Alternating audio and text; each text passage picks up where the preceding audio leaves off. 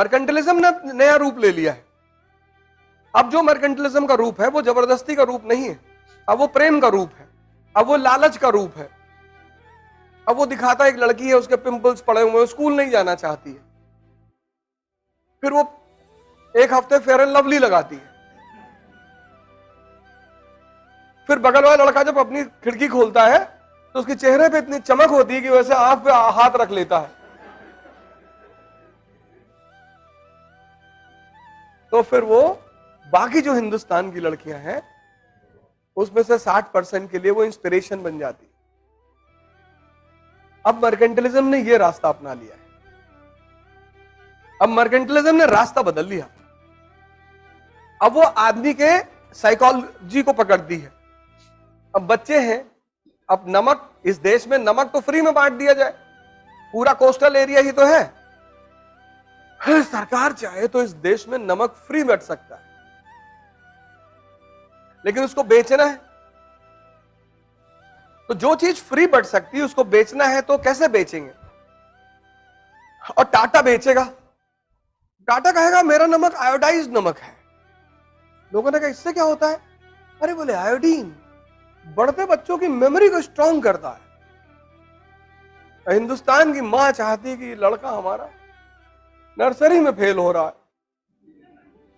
तो आधा चम्मच नमक पानी में डाल के घोल के आयोडीन पिला रही। यह मर्केंटलिज्म का नया रूप है। सोशल है लेकिन प्यार से। मैं अभी तुम लोगों से बहुत कुछ सीखता हूं। इस दुनिया में कोई ओमनीसिएंट नहीं है।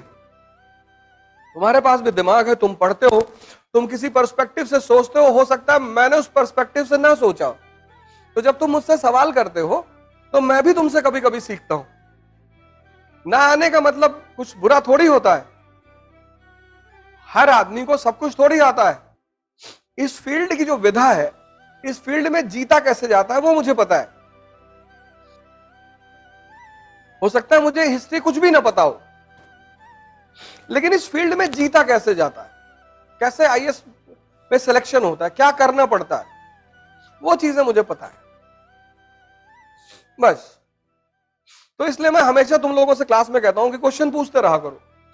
कुछ भी क्वेश्चन पूछो, कोई बात नहीं, नहीं आएगा मैं तुमको सॉरी बोलूंगा, मैं पता करके आके फिर तुमको बताऊंगा। देखो ब्रिटेन की उसको देखो, ब्रिटेन की लीडर को नहीं चला पाई कंट्री ना, इस्तीफा दे दिया। यही तो डेमोक्रेसी है कि आपने हमें चार्ज दिया है कुछ करने का, हम नहीं कर पा रहे, हम चले जाएंगे। दादागिरी थोड़ी है, कुर्सी है, कोई मैयत थोड़ी है। कुछ कर नहीं पा रहे हो तो उतर तो सकते ही हो। अरे बाबूजी, ये जो भारत में गवर्नमेंट स्कूल है, गवर्नमेंट हॉस्पिटल है, इसमें सैलरी वैलरी कौन देगा? सरकार देगी ना। तो सरकार को पैसा कहां से मिलेगा? पीएसयू से मिलेगा। इसीलिए जब आज मोदी गवर्नमेंट प्राइवेटाइजेशन कर रही है तभी तो लोग शोर मचा रहे हैं कि आज भारत इतना समृद्ध नहीं हुआ है कि हर आदमी प्राइवेट स्कूल में चला जाएगा, हर आदमी प्राइवेट हॉस्पिटल में चला जाएगा, हर आदमी प्राइवेट ट्रेन पे चला जाएगा।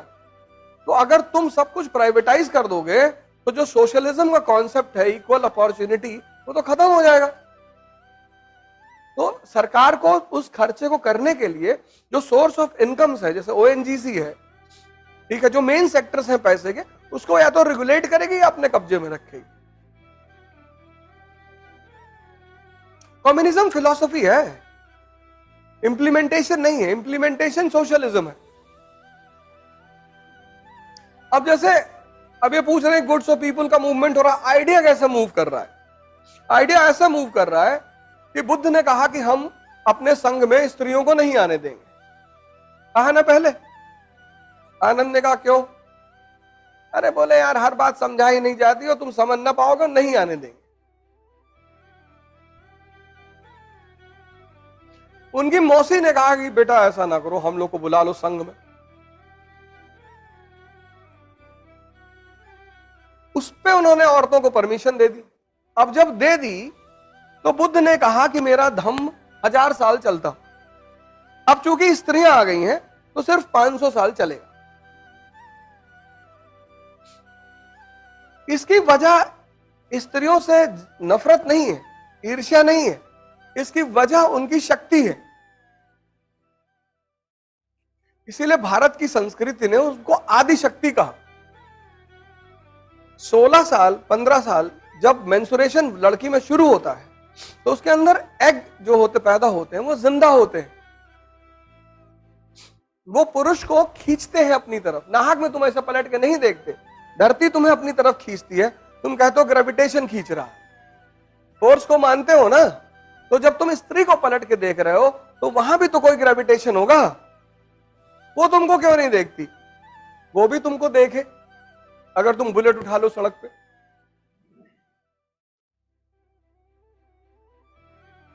वो भी तुमको देखेगी। ऐसा नहीं देखेगी, देखेगी वो। लेकिन अगर तुम हिल रहे हो, गुटखा खाए हो, हिल रहे हो, तो बुद्ध ने यह बात कही नहीं। जब इस्लाम आया तब उसने कहा कि औरतें मस्जिद में नहीं आएंगी, मतलब जहां मेल नमाज पढ़ेंगे औरतें अलग जगह पढ़ेंगी। अब देखो आइडिया ट्रैवल किया कि नहीं ट्रैवल किया? जो काम बुद्ध ने नहीं कर पाए किसी भी दबाव में, वो काम इस्लाम ने किया। अब नया नया जो आदमी ध्यान करने जा रहा है, 2 दिन हुआ ध्यान करते हुए, और पायल की आवाज आई, ध्यान कर रहा है, उसने एक आंख खोल के देख लिया, फिर बंद किया, तो ध्यान टूटा कि नहीं टूटा? टूटा ना। दुनिया में मन जो शांत होता है वो बस 2 ही चीजों से शांत होता है तुरंत। तीसरे चीज से जब शांत होता है तो परमानेंट हो जाता है, वो है मौत। आदमी मरा, सांस खत्म, सांस खत्म, मन खत्म। मौत में पूरे शरीर में एक ही चीज गायब होती है, वो है सांस। और सांस का संबंध है मन से। तुम गुस्से में रहोगे, सांस तेज चलेगी। तुम देखो जैसे जैसे तुम्हारा मनोभाव चेंज होते हैं वैसे वैसे तुम्हारी सांस भी चेंज होती है। इसीलिए दुनिया में ज्यादातर ध्यान की जो विधियां हैं वो सांस से शुरू होती है। कहती है अपनी सांसों को देखा करो। इतना आसान नहीं उन्हें देखना, बहुत मुश्किल लगती है उसको देखने में, लेकिन देख लेता है आदमी।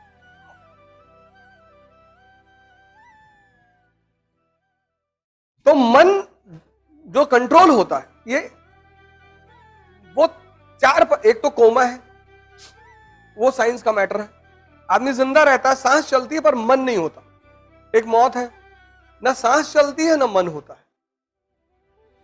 अब जो डेड बॉडी है उस पर जाके तुम अगर उसके कान में कह दो कि तुम्हारी बीवी भाग गई, पड़ा हुआ है, क्या फर्क पड़ता है?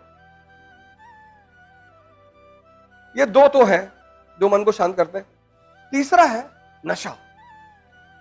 मुसलमान कहता है, कुरान कहती शराब मत पियो, तो सिगरेट पीता है।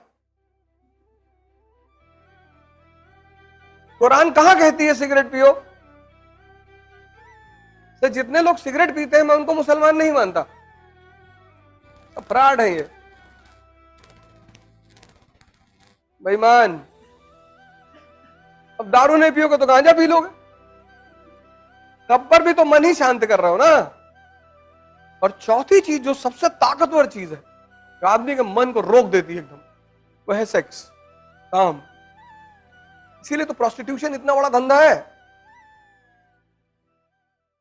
इसीलिए तो प्रोस्टिट्यूशन इतना बड़ा बिजनेस है। कई सारे देश हैं जिनकी इकोनॉमी चलती है। अरे अब काहे बता रहे हो? तुमको नहीं पता है? देखो इनको पता है। ये सब चीजें तो पहले पता रहती और जीवन में किया गया। इसलिए बुद्ध ने कहा था कि स्त्रियां नहीं आएंगी, और कोई वजह नहीं थी, बस यही वजह। तो अब विचार भारत से है, ट्रैवल किया ना, वहां इंप्लीमेंट हुआ, उसको इंप्लीमेंट किया गया। अब जैसे जीसस क्राइस्ट का बर्थडे मनता है, कृष्ण का भी तो मनता है, वैसे ही मनता है दोनों का। अब पता नहीं हमने उनसे सीखा या उन्होंने हमसे सीखा। अंग्रेज इतिहासकार लिखेगा कि भारत के लोग जन्माष्टमी ईसा के जन्म के उत्सव से प्रेरित होकर मनाते हैं। जब हम लिखते हैं तो हम कहते हैं अरे चोर उचक के लोग, जब हम विकसित थे तब ये जंगल में घूमते थे। हम भी तो अपने ईगो को सेटिस्फाई करते हैं। आज उनकी उपलब्धि से हम नहीं सीखना चाहते हैं। हम बताते हैं कि 10,000 साल पहले रावण के पास विमान था। आज हम भिखमंगे, वो एक अलग बात है। ऐसे विचार ट्रैवल करता है व्यक्ति के साथ। ये भारत, भाई क्रिश्चियन व्यापारी आए, क्रिश्चियन मिशनरियां आई, तभी तो यहाँ मॉडर्न स्कूल्स, प्रेस, ये सब उन्हीं की तो देन है। विचार ट्रैवल किया कि नहीं किया? और बताओ।